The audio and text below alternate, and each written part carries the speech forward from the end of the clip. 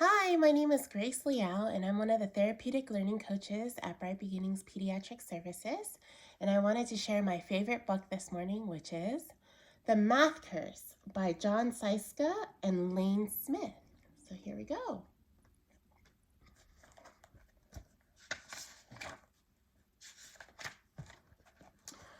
On Monday in math class, Mrs. Fibonacci says, "You know, you can think of almost everything as a math problem." On Tuesday, I started having problems. I wake up at 7:15. It takes me 10 minutes to get dressed, 15 minutes to eat my breakfast, and 1 minute to brush my teeth. Suddenly, it's a problem. 1. If my bus leaves at 8, will I make it on time? 2. How many minutes in 1 hour? 3. How many teeth in one mouth? I look in my closet and the problem gets worse. I have 1 white shirt, 3 blue shirts, 3 striped shirts, and that 1 ugly plaid shirt my Uncle Zeno sent me. 1. How many shirts is that altogether? 2. How many shirts would I have if I threw away that awful plaid shirt? 3. When will Uncle Zeno quit sending me such ugly shirts? I'm getting a little worried. Everything seems to be a problem. Uh-oh. I take the milk out for my cereal and wonder, how many quarts in a gallon? How many pints in a quart? How many inches in a foot? How many feet in a yard? How many yards in a neighborhood? How many inches in a pint?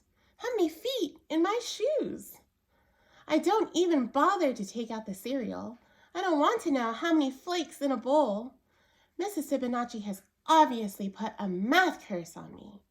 Everything I look at or think about has become a math problem. Oh no. The whole morning is one problem after another. There are 24 kids in my class.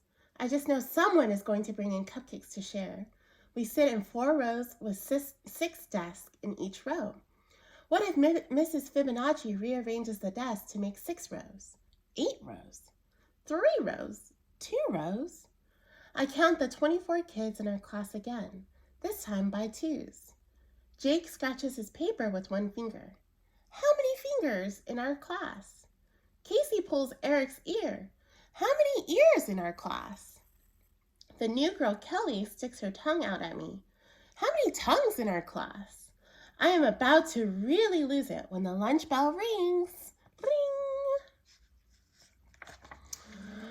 Unfortunately for me, lunch is pizza and apple pie. Each pizza is cut into 8 equal slices.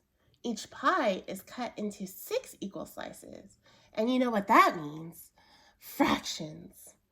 1, if I want 2 slices of pizza, should I ask for 1/8, 2/8, 2 slices of pizza? What is another way to say 1/2 of an apple pie? 2/6? 3/6? Le mot d'une tarte aux pommes? Which tastes greater? 1/2 a pizza or B, 1/2 an apple pie? We haven't studied fractions yet, so I take 12 carrot sticks 3 at a time and eat them 2 at a time. In the afternoon, every subject is a problem. Social studies is a geography problem. The Mississippi River is about 4,000 kilometers long. An M&M is about 1 centimeter long. There are 100 centimeters in a meter and 1,000 meters in a kilometer. 1. Estimate how many M&Ms it would take to measure the length of the Mississippi River. 2. Estimate how many M&Ms you would eat if you had to measure the Mississippi River with M&Ms. Bonus? Can you spell Mississippi without any M&Ms? Oh my goodness.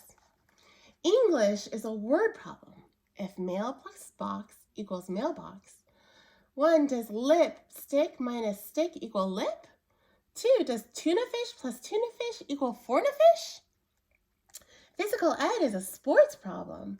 In 1919, Babe Ruth hit 29 home runs, batted .322, and made $40,000. In 1991, the average Major League Baseball player hit 15 home runs, batted .275, and made $840,000. Circle the correct answer. Babe Ruth is less than the average modern baseball player. Babe Ruth is greater than the average modern baseball player. Or Babe Ruth is equal to the average modern baseball player.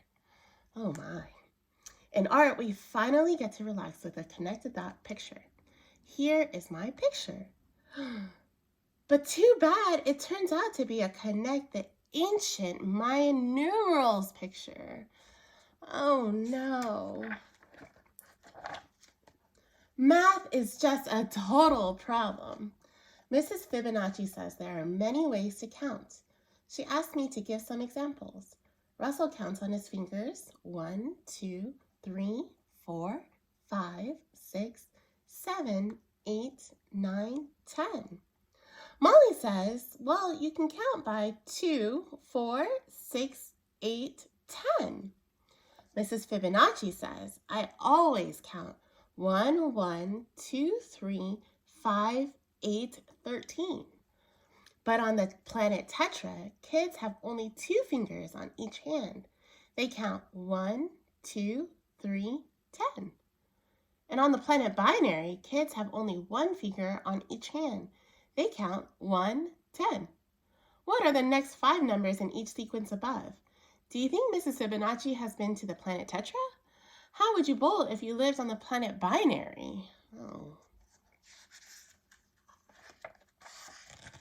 We are just about to go home when Rebecca remembers the special birthday cupcakes her mom made. There are 24 kids in the class. Rebecca has 24 cupcakes. So what's the problem? Rebecca wants Mrs. Fibonacci to have a cupcake too. Everyone is going crazy trying to figure out what fraction of a cupcake each person will get. I'm the first one to figure out the answer. I raise my hand and tell Mrs. Fibonacci I'm allergic to cupcakes. Everyone, 24, believes me and gets 1 cupcake. No one, 0, has to figure out fractions. I am now a raving math lunatic. What if it keeps up for the whole year? How many minutes of math madness would that be? What's your problem, says my sister. 365 days, 24 hours, and 60 minutes, I snarled. Dinner brings no relief. While passing the mashed potatoes, Mom says, what your father says is false. Dad helps himself to some potatoes and says, what your mother says is true. I think about that for a minute. If what Mom says is true, then what Dad says is false. But if what Dad says is false, then what Mom says isn't true. And if what Mom says isn't true, then what Dad says isn't false. But that can't be true because he says that what Mom says is true and she says that what he says is false. Can that be true? I think about that. Then I think about it some more. Then I think I better go to bed. I undo 8 buttons plus 2 shoelaces. I subtract 2 shoes. I multiply times 2 socks and divide by 3 pillows to get 5 sheep, remainder 1, which is all I need to count before I fall asleep. Then the problem really begins. I dream I'm trapped in a room with no doors and no windows. The room is covered with a lifetime of problems. I only have 1 piece of chalk.